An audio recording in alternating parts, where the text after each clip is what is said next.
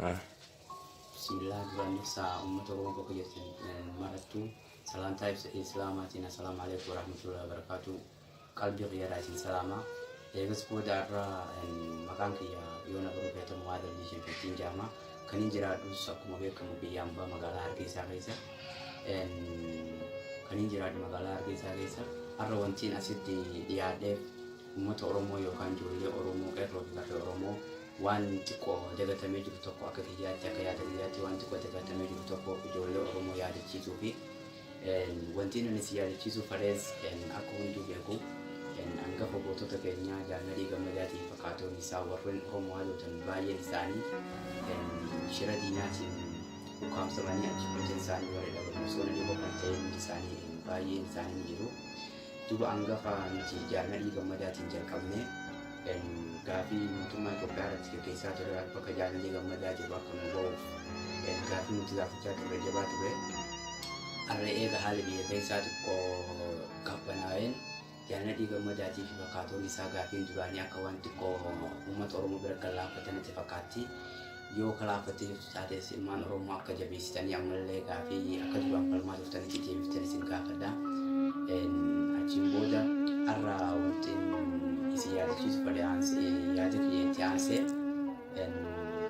walaloo xiqqoo sii takka Jaanadii Gammadaa ilaalchisee taniin barreessee jira. Akka saniin isin gurra keessaniin ga'uu barbaada akka kabajaaf jaalala dhaggeeffattan uummata Oromoo bakka jirtanitti isin gaafadha. Na wajjin tura.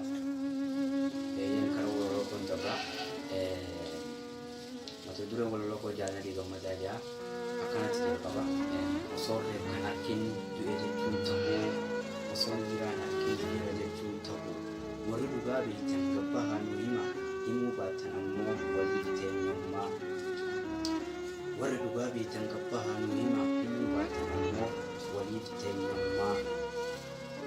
Dhugaan qallattii malee bar hin cittuu, jiraattu mul'attaa Jaanadii hin haftuu.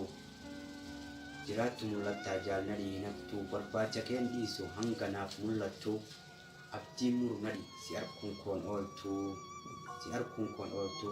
Hundi siif dheebote akka nuuf mul'attu.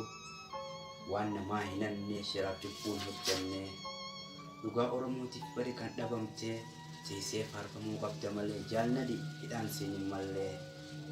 Kootu kootu kootu siin barbaadaa, halkanii guyyaa ayyaada kenna waadaa. Kootu ijaan si arguufan aadaa. Haftee gootoowwanii Jaanadii Gammadaa jirtamoon jirtu laata. Haftee gootoowwanii Jaanadii Gammadaa jirtamoon jirtu laata. Dhugaaf manaa baatee saba kee falmitee amantiif kutaan waliin qoonnu jettee hammamillee turtu hin haftu dhugaan kee hima baati booddee. Waan bonni gogse gannatu jiisaa. Haftee jaarraa abbaa gadaa akkam godheensi obsaa. Waan bonni gogse gannatu jiisaa. Haftee lemoo qiltuu akkam godheensi obsaa. Haftee Taaddasaa Birruu akkam godheensi obsaa. Haftee Aadam Saaddoo akkam godheensi obsaa. Haftee Waaqoo Guutuu akkam godheensi obsaa. Haftee Sheek Bakrii Saphaloo akkam godheensi obsaa. Haftee Hagarii Tulluu, haftee Bagarsaa Barii akkam godheensi obsaa.